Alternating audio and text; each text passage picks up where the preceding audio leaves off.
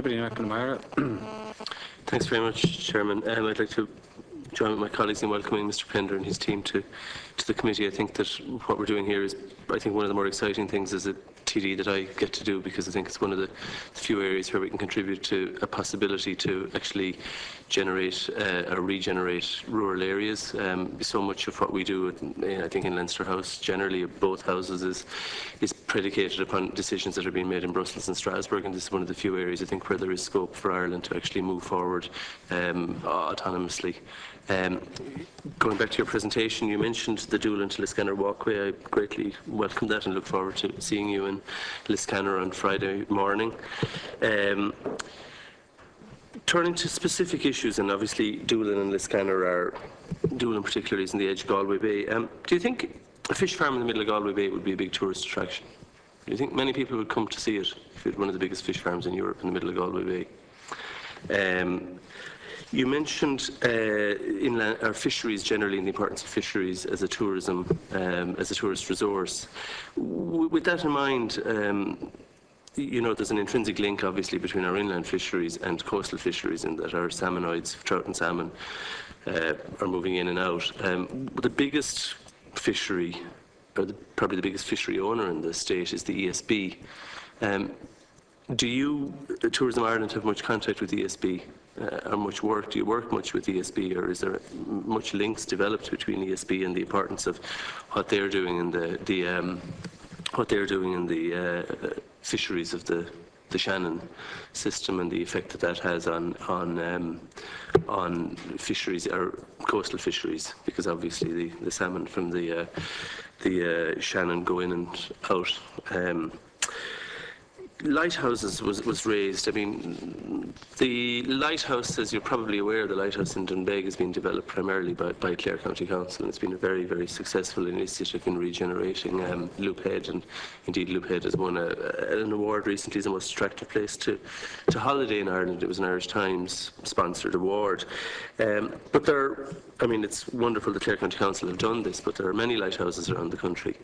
And I'm just wondering, do you have a particular strategy for lighthouses? I mean, there's one which I had the opportunity to visit over the weekend on Inisheer, and it's a fantastic building right on the southwest corner of Inisheer, with its own jetty, very high walls around it, that I think those who host the electric picnic and festivals like it would be delighted to have. Is there any strategy to develop that? Because, I mean, you know, apart from the Plassey wreck on Inisheer, it's one of the most sort of one of the landmarks in the island, and it's an island where I think, from what I, just anecdotally, from what I heard, less and less people are staying because of the downturn. Certainly people go in and out, but you know, I think that there's considerable scope to develop lighthouses generally, and in particular that island. And forgive me if I mention Inisheer, but there's an umbilical, I think, connection between the Aran Islands and Inisheer in particular, and the Clare coast. And obviously, from a tourism perspective, I would expect that they're marketed as a package, because they are very much a package that are interconnected. And onto the sixth issue. Senator O'Donnell raised walking tours, and I would concur with him about the importance of walking tours. Is there a focal point or a centralised strategy? Is there a government strategy, or do you have a strategy for developing walkways, or for those who are seeking to develop walkways or promote walkways? Is there somebody that they can interact with to get advice from you? Or more importantly, maybe so some place they can get some funding to put this walkway in place, and to get it up and running, to get the maps up and running, to get the signage up and running, and to get it promoted. Is there a central promotional unit for walkers internationally to say, these are the walkways that we have in Ireland, and this is what we have to offer you? And on a similar vein, Deputy Ferris mentioned railway lines. Again, I mean, there are many disused railway lines around the country which offer considerable scope for walkways and cycling. But on many of them, I think in Deputy Ferris' constituency, and certainly my own, buildings have been built in them. Again, local authorities various local authorities have commissioned various plans over the years to see what can be done. But again, there's a central issue. I mean, is there some place that they can go to for advice, and in particular legal advice on public rights of way over disused railway lines, and what to do if there's a blockage, or if the current landowners in the or those in possession of the lands, I'd use it in landowner in its broadest sense of the word, if they're objecting to public access. Thank you. Thank you. Thanks very much. I've only a couple of things really to pick up on. One is the question of the Wild Atlantic Way. We've secured an agreement with the Northern Ireland Tourist Board to establish a formal link between the Wild Atlantic Way on the northern end with the Causeway Coastal Route. So that will be done, and there'll be reciprocal signage put in place. So as you're coming to the end of the Wild Atlantic Way, you'll be encouraged on to the Causeway Coastal Route and vice versa when you're going west and going east. So that's something that's very positive, and Tourism Ireland are very happy with that, because it gives them something even larger to on a greater scale to promote in overseas markets. As Aidan said, the key objective of the Wild Atlantic Way is to provide something of scale and singularity to be able to get visibility in overseas markets, and also then to highlight those areas of the West Coast that traditionally wouldn't have got high tourist numbers, maybe like the North Kerrys, the North Mayo, Donegal, and to package them under a single overarching brand. And it's important that in the marketing that's done by ourselves domestically and Tourism Ireland internationally, that while we have a single overarching brand for the Wild Atlantic Way, that we also accentuate the key distinctive characteristics of areas along the Wild Atlantic Way. So not give the idea that it's all homogenous, that there are key differentiating factors, character areas along that route, which hopefully will have the Camino effect, you know, the Camino walkway in northern Spain, where people go back repeatedly to do different stretches of it. I mean, this is a route that's almost, I think it's 2,442 kilometres. So we're taking liberty and saying 2,500 kilometres, but it's something that it just shows how indented our coastline is, and how large a coastline we actually have. And it's highly unlikely that visitors would do it all in one holiday. So it gives us an opportunity to encourage visitors back for 2 and 3 holidays, because we're probably not great in European terms on repeat visits. People might come to Ireland once and feel that they've done Ireland, whereas this is a device that provides us an opportunity to encourage people back to do different sections of the Wild Atlantic Way. Just in relation to one of the other comments that was raised about the fish farm in Galway Bay, it's something we've expressed some concern about. We engaged as a prescribed body in the planning process, which we engaged last December with the process, and made a formal submission on it. I suppose we're not scientists in the sense of being able to examine the EIS in a very forensic way, but I suppose we're concerned in one sense that the two agencies that are there in Fisheries Ireland and Bord Iascaigh Mhara don't see eye to eye on this particular issue. And in terms of the safeguarding the fish populations that migrate from the rivers that flow into Galway Bay out into the sea and then back in again for spawning, we would be concerned about the safety of those populations. And I suppose what we've pointed to really is the lack of clarity that currently exists about the science surrounding that and the impacts, and there does seem to be disagreement between the two agencies on that. We can only, I suppose, accurately project the likely impacts on tourism when we have clarity on that science. And in the meantime, I suppose we adopt the precautionary principle that would say that, you know, until the clarity is there, we would be more concerned about the impacts on tourism that could possibly arise as a result of the development. So that's a statement that we've formally made last December. Okay, thank you. Ms. Murphy? Yes, thank you. I suppose I'll just pick up on a number of points that were raised by the deputies in the room, and just maybe make some points with regard to walking, angling. I just might like to make a comment on the potential that lighthouses offer, and that lighthouse stock that was raised by Deputy Mcnamara, and perhaps just to highlight some examples of very, I suppose, extensive buy-in from the private sector, you know. So I suppose, Deputy Ferris, I think there's examples of when good quality infrastructure is built and put in place by the state and by the agencies. In many times the private sector, and particularly the small businesses, are very forthcoming in using that and sweating that asset very, very well. The issue, or not the issue, but just I suppose the comment was made that walking has grown, and there has been a great increase in visitors who have cited that they've come here to participate in walking, and that stood at 740,000 holiday makers last year.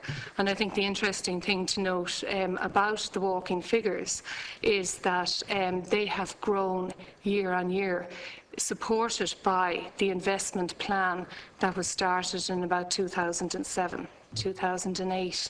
So I suppose if ever there was an example of how investment has delivered a return on a return, walking is a good example of that. The trick now, we certainly believe, is that we need to look at that investment, and we need to look at where that infrastructure lies at the moment, and perhaps identify in a very strategic manner where we'd like to put assets or like to put energy in over the coming years. And in particular, I suppose, it's to perhaps develop more plans and more effort into interpreting those walks and telling the story of the history, the culture, the community that have all worked and are behind those walks. Aidan alluded to the increase in angling numbers, particularly in the sea angling, in our submission. And I suppose one of the possible, I suppose we don't know, we'd need to probably research a bit further, but in the context of sea angling, one, there's a huge interest from our European markets. Our biggest market for angling is in fact the UK, and we are finding evidence of increasing numbers of UK anglers who are coming to Ireland to participate in shore angling, and particularly shore angling for bass. Bass being the only species that is actually managed for recreational angling purposes. And the fact that we've had a ban on the commercial fishing of bass for some time has carried huge recognition and kudos within the UK angling community in particular. And this, I suppose, resource we're gathering, I suppose, and building a reputation for having the best quality bass angling experience in Europe. And that's certainly an area that we, together with the various agencies and partners, would be keen to explore further. Deputy Mcnamara, with regard to your comment on the asset of the lighthouses, you're very correct that this is a resource that we would be particularly interested in working on. We have had a number of meetings with the Commissioner for Irish Lights, and collectively we're developing a plan that will hopefully result in the development of a lighthouse trail around the country. But I think more importantly, how that asset fits in with existing developments, such as the Wild Atlantic Way, but add huge value to the holiday experiences, as it already does in the southeast, for example, with Hook Lighthouse and others. So again, that's a project that we are actively engaged in at the moment. And just finally, in the context of partnerships and the input from the private sector, Aidan spoke about the Greenway in his presentation, but there's other examples of where we've actually invested in infrastructure and the private sector has come on board. And the economic impact study that was done when the Greenway, about a year or so after the Greenway was completed, highlighted the number of new businesses that had developed additional services on the back of that investment. And the Blue Way, we're hopeful that that type of infrastructure will realise maybe an awful lot of marine activities, such as kayaking, such as angling and snorkeling and diving. So, thank you. So, Chairman, I suppose a couple of points from the issues that were raised. In terms of local communities and so on, and communities along the coast, one of the things that we were concerned to do, and we've been particularly concerned to do in the last number of years, is to think about who captures the economic gains of tourism. So we have a tourism industry currently generating about 5.5 or 5.6 billion in revenues around the country. Sometimes there could be concerns that tourism is more concentrated in one place than another. There's a spatial distribution issue that's often raised about how are the economic gains of the tourism industry spatially distributed. Tourism is an industry of every parish. And I think it's unique in that way. It's not like a financial services centre that exists in one place. It's distributed around the country. And therefore, the potential for economic gain to be captured rests in most parishes around the country.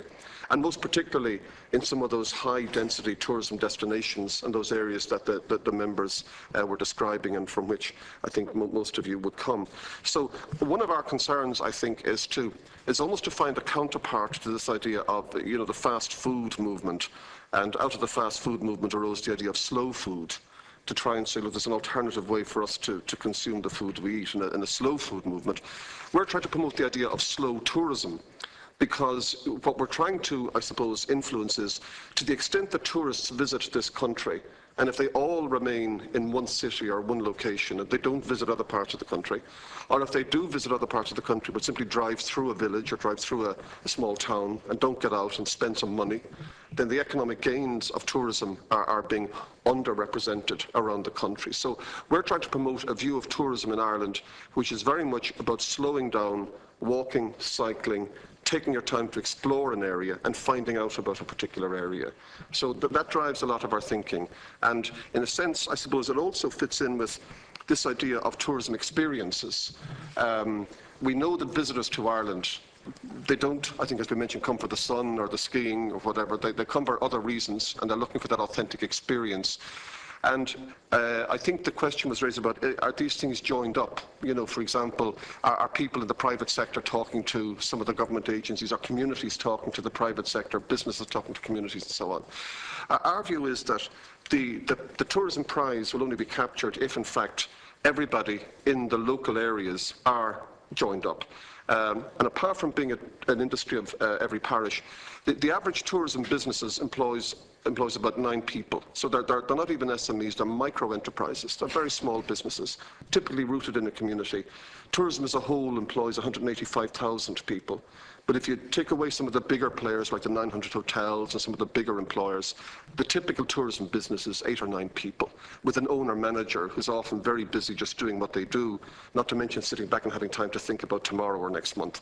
So what we're saying is that the future of tourism depends upon us all joining together so as to package what each of us do, to package maybe a fishing lodge with a B&B, with a small local bar or the restaurant, or a tour guide, or somebody with a minibus to pick you up. You package all of these things within a 5-mile radius and bundle that together, and the experience that those 8 or 9 or 10 businesses could offer to the visitor is going to be much richer than just if you stay in my bed and breakfast. And so that's what we're promoting, and we've been doing some work, my colleagues have been doing a lot of work in recent years. We see this as the only way forward, because if we can get that right, we will be offering the visitor a unique access into a range of Irish people and businesses and communities, and giving them what they want, which is an Irish experience. And it's an important point because it's very easy at times to think about tourism as being all about hotels and restaurants and bars and the whole hospitality dimension. And that's enormously important, and we're very, very good at that in Ireland. But there is a cart and a horse concept here, that nobody, or I suspect very few people, come to Ireland to sleep in a bed. People come to Ireland to see and do things and get involved in things. They don't come to sleep in a bed. So no matter what vocabulary we use, whether it's our vocabulary of experiences, or somebody says, I just want to go hill walking, or I want to go diving, or whatever it is, people come to do things and see things and find out about things. So the primary demand, the primary driver that gets people to come to Ireland are the things they can do and see and get involved in and experience. And if we get that right, then of necessity we'll backfill on hotels and beds and bars and restaurants.